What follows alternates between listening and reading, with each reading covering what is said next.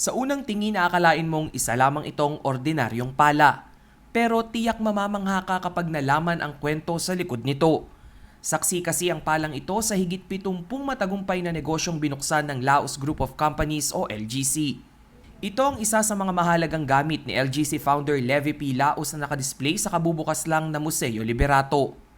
That shovel is actually used by my dad sa lahat ng mga companies na gin-round break niya. So that is the shovel plus the scissor whenever we open a dealership. Kabilang pa sa mga makikita sa museo ay ang paboritong suit ni Ginoong Laos tuwing may malalaking okasyon o business deals na dadaluhan. Ang kanyang mga kamera na kanyang ginagamit sa iba't ibang travels locally at abroad. Ang kanyang golf set. Mga larawan simula noong siya'y bata pa at kanyang diploma mula grade school hanggang kolehiyo. Agaw atensyon din ang kulay pink na piggy bank na ito na kanilang binili ng kanyang may bahay na si Ginang Tess Laos noong 1971. Dito nila nilagay ang kanilang ipon upang makabili ng telebisyon. Bukod sa mga material na bagay na may kinalaman sa kinikilalang leader, itinayo umano ang museo para sa isang espesyal na rason. It's meant to inspire people, no? Alam naman natin ang dad ko, he wants to inspire especially the young ones, no?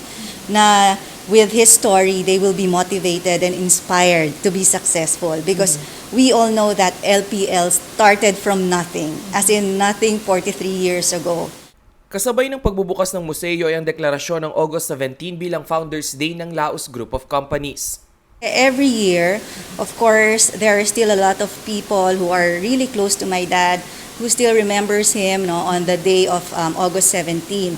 So the family thought of, declaring August 17 as Founders Day because they think that is more proper, 'di ba? Kasi of course, we don't celebrate his birthday anymore.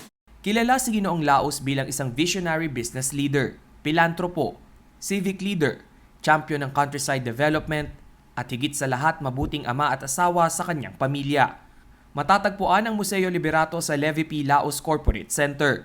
Subalit dahil sa banta ng COVID-19 transmission, tanging mga empleyado pa lamang ng LGC ang maaaring bumisita rito. Rainiel Pawid, CLTV News.